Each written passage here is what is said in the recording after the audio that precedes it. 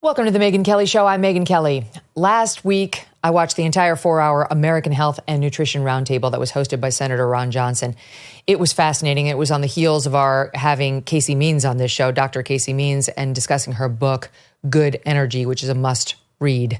All of this is a collective siren call that we desperately need to change the foods we consume. There was a massive rally to this effect the other day in Washington, talking about how we need to resist the push of poison on us and our children. It had many points, but this was just one of them, including RFKJ and others. And two people who have been outspoken on this issue for a while, including at that Senate roundtable, are here with me today. Vani Hari is known online as the Food Babe and has built a big following holding big food companies accountable for the ingredients they place in their products. And Grace Price is an 18-year-old who made the documentary Cancer, a Food-Borne Illness, who caught my eye as I watched that whole 4-hour hearing. Welcome to the show, Vani and Grace. Great to have you. Thank you for having us. Thank you so much. You bet. All right, Vani, let me start with you. So you were the one, our audience may remember this because we played the clip, actually a couple times, holding up the Fruit Loops and showing how in the UK, they don't have a bunch of colors in them, but in the United States, they do. And you did this with French fries. You did this with a bunch of food products, showing it's so easy for, you're not asking these manufacturers of food to do something radical. You just want us to be treated the way the Europeans are treated when it comes to our health and our food coloring, et cetera. Can you expand on that? Yeah, absolutely. So right now, American food companies are using toxic ingredients that are either banned or regulated differently in the same exact products that they serve American citizens. So for example, McDonald's French fries has 11 ingredients here in the United States, whereas in other countries, they are only using 3 ingredients and salt is optional. Then you've got things like Skittles, which uses 10 different artificial food dyes here in the United States, and the ingredient titanium dioxide that's banned in Europe because it can cause DNA damage. But in the UK version, they eliminate these ingredients. And this runs the gamut across the board, whether it's M&Ms. I mean, I think about Halloween coming up. It's going to be an M&Ms, Starbursts, Haribo gummy bears. Almost every single major American food company is doing this because they're using the lack of regulation in our US food system to their advantage. And it's very hypocritical, and I think it's unethical because we're American citizens. And as RFK Jr. said in that Senate roundtable, if any other country was doing this to us, it would be considered an act of war. We have an opportunity right now to let the American public know about this happening. And we are under a massive experiment within the human population. In 1958, let me just give you some stats. In 1958, there was only 800 food additives approved for use. Now it's over 10,000. And there are thousands of chemicals that have not even been reviewed by the FDA at all. They've been literally just slid right into the food system without anybody knowing what the risks are, what the safety data looks like. And you see the skyrocketing rates of disease and cancer and other serious issues that are related to a lot of these additives. And we've got to do something about it. In Europe, there's only 400 ingredients approved for use. So, we have a huge disparity between different countries, but also these are American food companies doing this. We need to hold them accountable. And one of the companies that is at the forefront of this right now, in my eyes, is Kellogg's, because they're targeting little children. Back in 2015, they said that they would remove artificial food dyes from all their cereals by 2018, but they never did, and they lied about it. And they started to create new cereals that were targeting the smallest of children, using the most popular toddler songs like Baby Shark and Disney's Little Mermaid to create new cereals and invent new cereals that would hook children of today. And they're using these artificial dyes that they know are linked to hyperactivity in children, because back in the night in 2010, when the Southampton study came out in Europe, Europe started requiring a warning label on any product that used an artificial food dye that says it may cause adverse effects on activity and attention in children. There is harm with their product. They are liable for this harm. And I'm asking them to remove artificial food dyes right now in a petition that has over 150,000 signatures on my website. And we're going to be delivering those petitions to their headquarters on October 15th. I'm inviting both presidential candidates, along with several different food activists and the general public, to join me. And I believe this is going to be one of the most massive grassroots campaign to hold American companies accountable once and for all, using one of the most iconic American brands, Kellogg's. So I want people to support this. I tweeted it out, but for the listening audience, is it just foodbabe.com? Remind me of where they can go, because we do need people to sign this petition. Sure. You can just go to foodbabe.com/babyshark. Okay, /babyshark. So we have to put the pressure on them or they will not listen. I think it was Callie Means or somebody at the hearing last Monday saying, if just, some significant portion of the audience watching this would say to Kellogg's, we're no longer buying your cereal until you do this, it would happen overnight. We are in charge. Moms in particular are in charge of Kellogg's, whether they know it or not. So sign this petition and tell them we're not effing around anymore. Get this shit out of what you're putting on the shelves that our kids see as we go by. And can I just, before we leave this topic, I know there are a lot of people, especially my audience, will say, Big Brother. Like, we don't need, and I know California just passed a law trying to remove some of these food dyes from the school lunches, and I thought that was great, and I saw you tweet about it. So it's a Democrat and a nanny state doing more nanny state stuff, and a lot of people on the right, which is largely my audience, not all, but largely, they don't like nanny state. They didn't like when Mayor Bloomberg cut down on the big gulp in New York City. It's like, we know it's bad for you, but if you want to live your life like that, too bad. I see Megyn, this as different, Vani. You explain. That was actually the food companies lobbying behind the scenes to look for reasons they could try to get those different actions not passed, by the way. So it wasn't exactly, I think, like a conservative ideal. I just don't think so. I think a lot of lobbying behind the scenes and a lot of front groups behind the scenes was doing that work. But let me just tell you this. This is not the nanny state. This isn't asking for more regulations. This is, you're already doing this across the pond.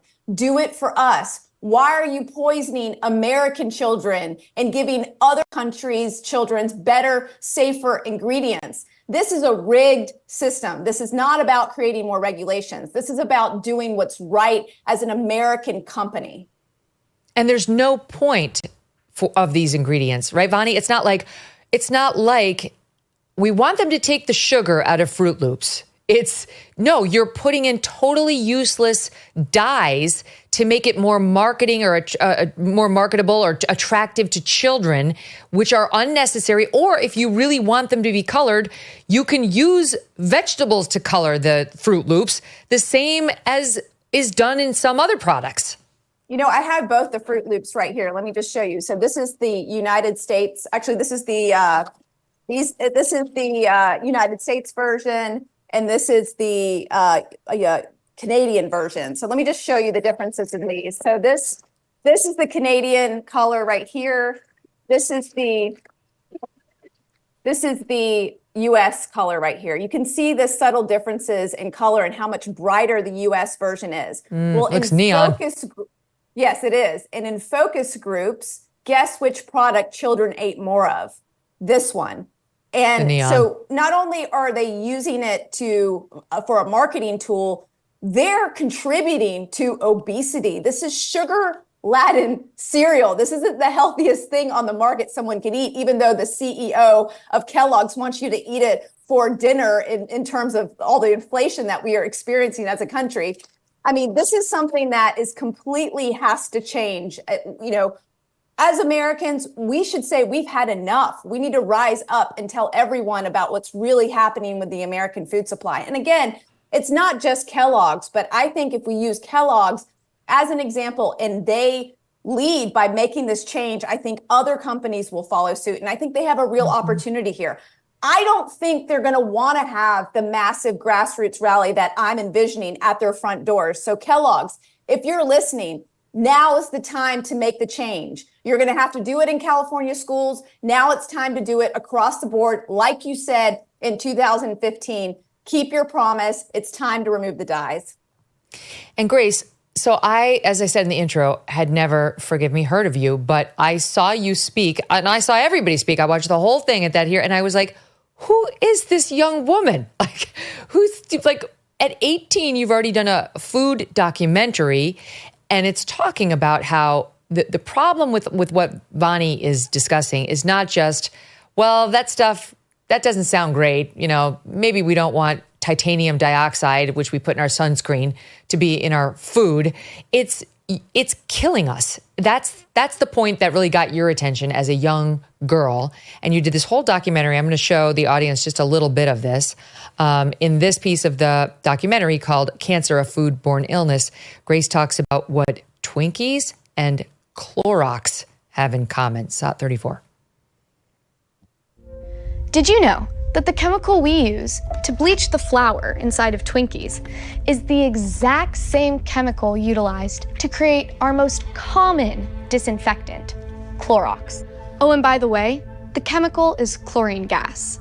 And this is just one out of the 37 total ingredients inside of a Twinkie. This is standard for ultra-processed foods. So, Grace, I know you lost your grandfather to cancer, and that was one of the things that spurred your interest in this. But how did you, you must have been like a 17-year-old at this point, get access to the experts to try to start nailing some of this down? Yeah, well, I always attribute like my whole research journey to the high school that I went to in Austin. It's an alternative-based education system where I had time in the mornings to do all my academics within 2 hours so that I could then open up my entire afternoon for this kind of research. And I mean, while my grandfather did kind of spark the passion for me, what really got me going is the fact that my generation is so clearly being targeted by these big food companies. It's not even funny.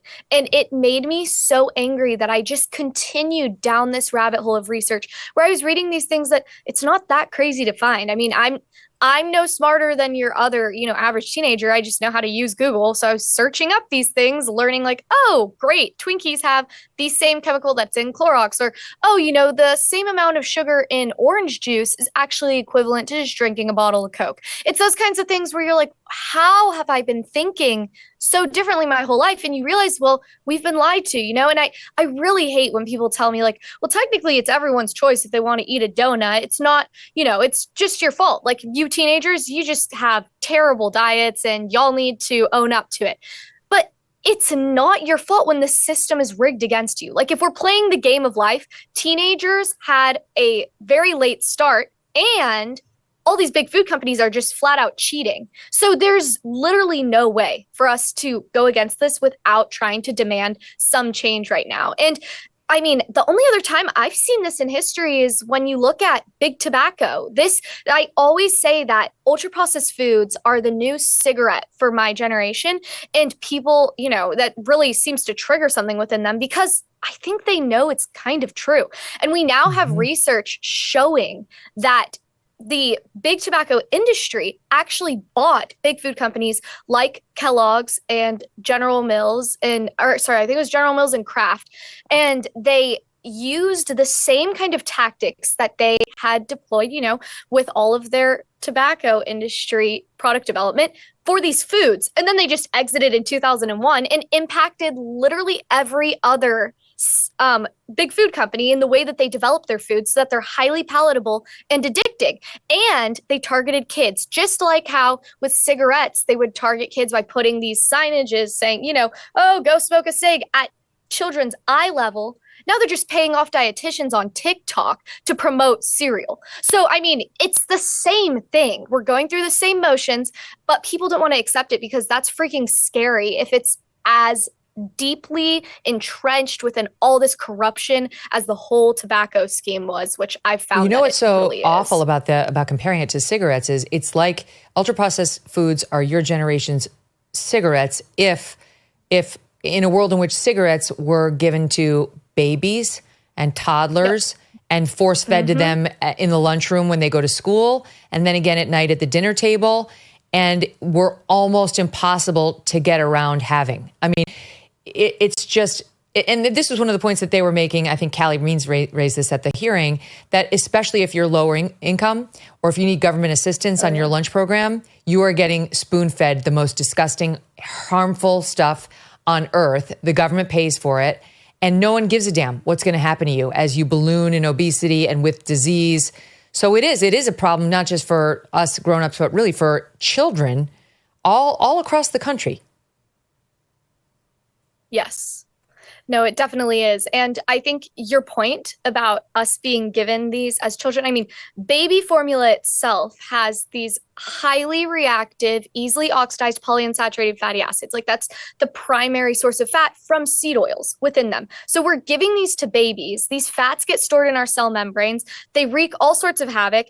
And we're literally not even a year old. And then we're given the baby food, which is like, it's like the vape of cigarettes for ultra processed food. You know, it's like, we're going to give them a little bit of a toned down version, and it's still going to have added sugars, which, by the way, like the amount of added sugars that an adolescent should have is 0 grams. And there's no getting around that. And they'll say, oh, it's okay to have a little. No, it's not. It's unacceptable. And the worst part is your brain is only 90% developed once you hit kindergarten. So this entire time period, their brains are barely even developed and they're being given these foods. Just think about, I would love to see research on the way that their entire wiring of their neural networks is changing because these foods are so addicting that, I mean, they are raised by the foods themselves. It's terrifying. The other thing is, and RFKJ was raising this, Vani, but and I confess I didn't know about this. I'm at the beginning of my whole journey on the lane that you ladies have been on, is glyphosate and how this product is all over, like everything we eat, any wheat product, any pasta. And he was making the point that it's one of the reasons why there's such a difference between the pasta we get at our grocery store and the ones you get when you go to Italy and have in a restaurant there, and the way you feel when it's done. But that stuff is over almost everything. It is, and it's pervasive, and unfortunately, it's making its way into every single thing we eat. It's in wheat, it's in oats. You're finding it in all of major products like Cheerios, and it's becoming such an issue a pesticide. That, yes, correct. So it is the main chemical that is coupled with GMO seeds. So Monsanto, who created these patented seeds, corn, soy, canola, sugar beets, all of those seeds are able to withstand heavy doses of this chemical glyphosate. And that is really problematic because glyphosate has now been implicated to cause non-Hodgkin's lymphoma, bladder cancer, autoimmune disorders, leaky gut, fertility issues. There's so many things that can be linked back to the uses of glyphosate in our environment. And it's literally ending up in breast milk, in sperm, in our tissues, in our body. And so there's something that's got to be done. You know, back about 10 years ago, we started this huge campaign to label genetically engineered ingredients because of this widespread use of glyphosate. Before, when you looked at a package or a product, you couldn't turn it around and see that it was bioengineered to avoid some of these chemicals. Now you can, but it took a lot of work to get that done. And, you know, during that process, I was actually targeted by Monsanto and the other chemical companies in a widespread disinformation campaign as a food activist. And just on Friday, they released that there was a private social network actually being funded by taxpayer money to prevent and to downplay the risks of pesticides getting out to the public. The former communications director of Monsanto, now Bayer, was in charge of this, and they had profiles on any person that would speak out about these issues or wanted GMO labeling. You know, I protested in front of the Secretary of Agriculture under President Obama, Tom Vilsack, at the DNC about this issue, and they had a huge profile on me, including my parents' phone number and address, my address, personal information to target me. And this is just coming out, and this just goes to show you how much they want to keep the public in the dark about these chemicals that are being sprayed on our food. And it's across the United States, where several other countries, again, in Europe and elsewhere, regulate these chemicals a lot differently. And that's one of the reasons why people always say, when I go to Europe, I feel so good eating their food, because it just has a tremendous less amount of chemicals than they do here in the United States on a day-to-day basis. Yeah, because I can understand, buy organic fruits and vegetables because they spray those for insects.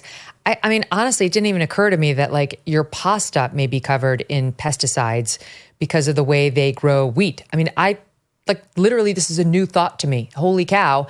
Now it makes more sense. But that's why it's not a nanny state problem. You can't get away from these pesticides and these chemicals and these toxins. I mean, you can, but it's so hard. If everything were in your face, this is what we put in our product, this is what you need to be aware you're consuming, that would be one thing. But that's one of your big things, Vani, is you're like, put some labels on there. Even our beer. I know you've been fighting to get beer companies to tell it. I mean, basically, we're going to have to spend a minute before we wrap this up on what can we eat and drink, because there's just hidden dangers in so many foods and drinks. Well, the first thing you need to start with is real food that comes from the earth, whole foods, things that you would find at the farmer's market that has been unadulterated by the food industry, not in a plastic package, not in a box.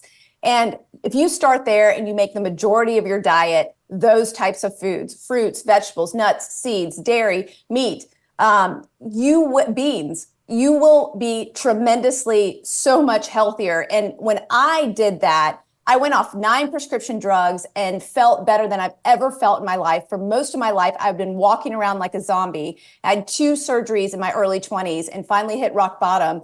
And when I switched to real food without added synthetic pesticides, without the preservatives, without the chemicals, is when I started to feel so much better and realize a life that I never thought was possible. And this is one of the reasons why I started my company, Vani, and to change the food industry from the inside out, because I wanted to create products without toxins. I wanted to have labels without lies. I wanted to have real food without added chemicals. And I want every single American food company to move that way as well, because Americans are dying faster than ever. We're the sickest nation, but we have quote unquote, the best health care. We don't. We have sick care, and we have to do something different. So you, Grace, talked to, among others, you talked to Dr. Kate Shanahan, who I love, and she's the one who first told me about seed oils and how to get those out of my life. And it's been hard, but I have to say, like, if you really pay attention, you can do it. You can do it. And you talked to Dr. Thomas Seyfried, is that how you pronounce it, of Boston College. And he talked to you about this, the issue of cancer.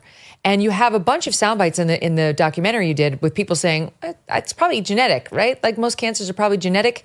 And you spoke with this doctor who kind of put that on its head. Yeah, I mean, it all comes back to this ideological dogma that we have begun to believe, which is that all of these chronic diseases are genetic and random and out of our control. And really, the reason why this is the prevalent belief right now is not because it's the most supported by evidence. It's actually hindered our ability to find the so-called cure for these diseases. Like, when's that going to happen? Who knows? And it actually is sending a message that your health is out of your control. But, it's in your doctor's hands. And guess who the doctor is going to give that control over to? Big Pharma and all of the pharmaceutical kind of companies that are going to then give you their drugs. And so that's what I realized was actually happening, because I came into the whole research journey believing that cancer is a genetic disease. I was like, well, that sucks that I guess I can't do much for it, but maybe there is like something more to it. And the deeper I dug, the more I realized, as I was learning from incredible people like Dr. Thomas Seyfried and Dr. Kate Shanahan, who have been shunned by the scientific community as pseudoscience just because they're pursuing a different theory, which is that it's not genetically based, and that it actually could have origin from mitochondrial dysfunction, which would be impacted by our lifestyle factors. So again, it goes back to it's in your control. And that's when I was like, whoa, there is so much more to this. We have this really strongly held belief in something that isn't really that supported by research. And so I felt it was extremely important that I was able to highlight Dr. Thomas Seyfried's work, because he is showing how we can actually reverse stage 4 glioblastoma, which is super intense and gruesome. And most of the time you end up dying from that, with the ketogenic diet paired with surgery. That's crazy. Instead of also having to do standard therapy, chemotherapy, and also radiation, which is just being completely brutalized. And we just accept it as that's the way it is, because no one's actually asking questions, nor do they feel responsible for their health. So that's kind of what I bring it back to every time. It's funny because it reminds me, we've had a doctor on the show a couple times named Dr. Dale Bredesen, and he's been jumping up and down about this when it comes to dementia and Alzheimer's, saying there is a cure. Like, stop telling people that they're just going to have to get this if they have the bad genes or if they have it in their family, that you can eat differently. He's a big fan of keto. You can sleep differently. You can detoxify your home, your world, but you just have to educate yourself. And nothing's a guarantee, but that we don't have to just wait until we have dementia symptoms and then be like, hope they invent a cure. We can start the cure right now.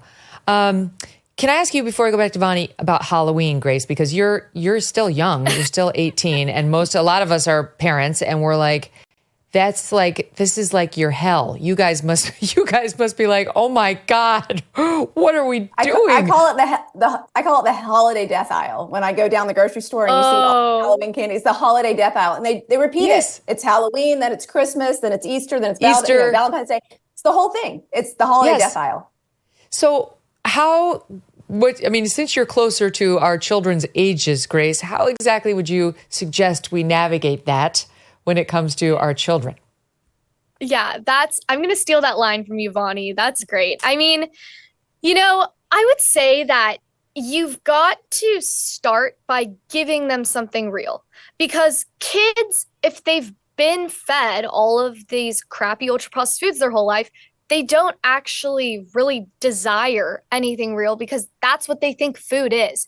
And so, I'm a little old to go trick-or-treating now, but I do take my nieces with me, and they know, I'm that annoying aunt where I'm like, so Tate, tell me what's in that Kit Kat. And she's like, well, I don't know. I'm like, why don't we try to figure it out? Like, and then I'll do things where I'll like pick up a rock. I'm like, what do you think this is made of?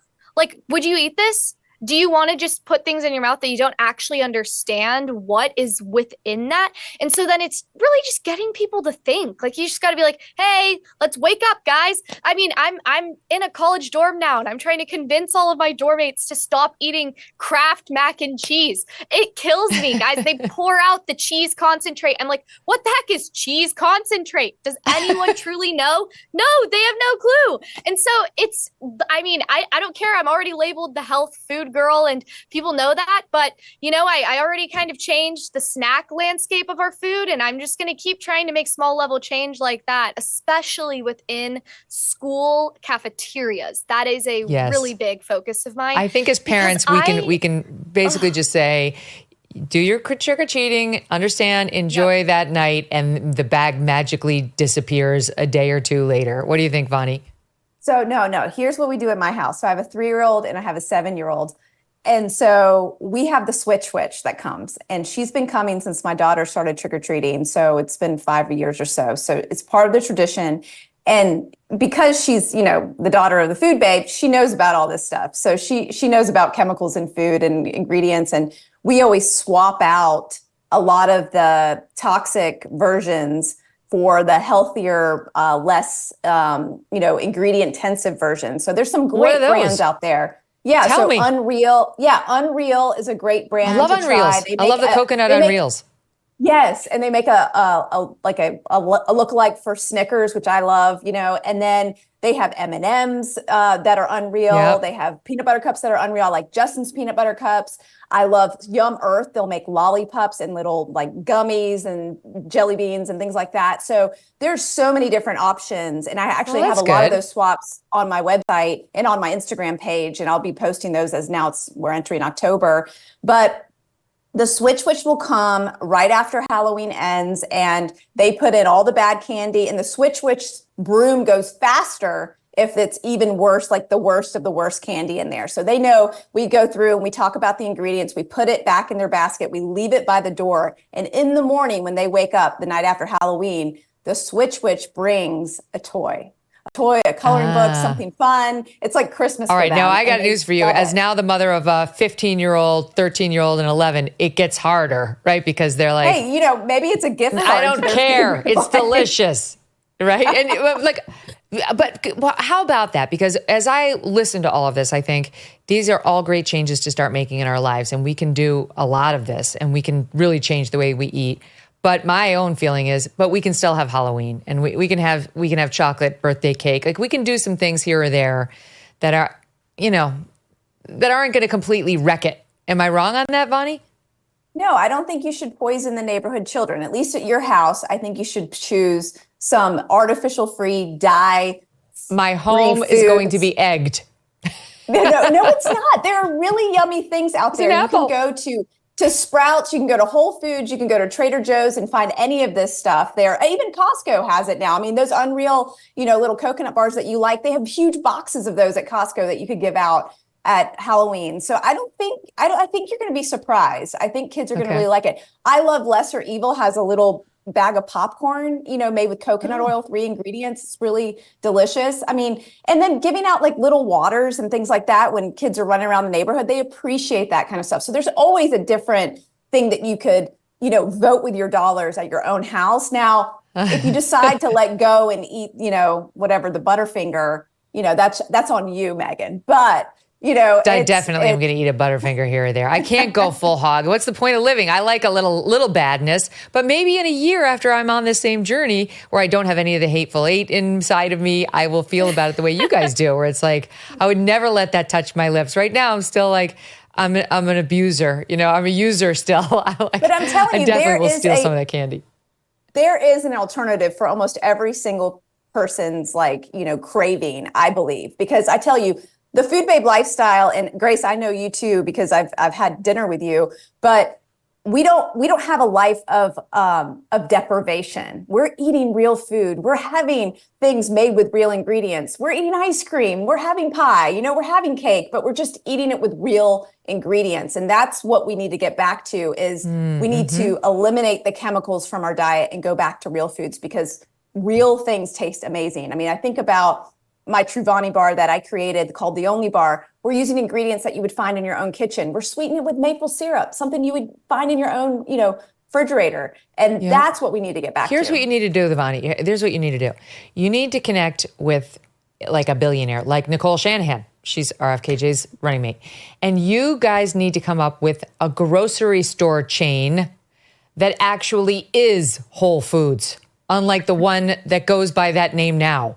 You can call it Real Foods or something. And the only thing that's in there has been blessed by the Food Babe, by you, Grace, by like people who are at that hearing who actually care about what's being sold. Like it would just make life so much easier for the rest of us if we knew someone who's educated on this stuff had done the pre-screen and then we could just go shop there. Will you please do that? Please, I will invest in it. I've been asked that so many times, Megyn. Yeah, it's yeah, maybe in the future, we'll see. Oh, that sounds. Grace, what about you? You've got your whole life ahead of you. This would be a great way for you to make money and you could study it in college. And I bet you I could get you all sorts of investors to get behind you. I love it. I'll add it as a side project. No big deal. You're probably actually capable of doing that.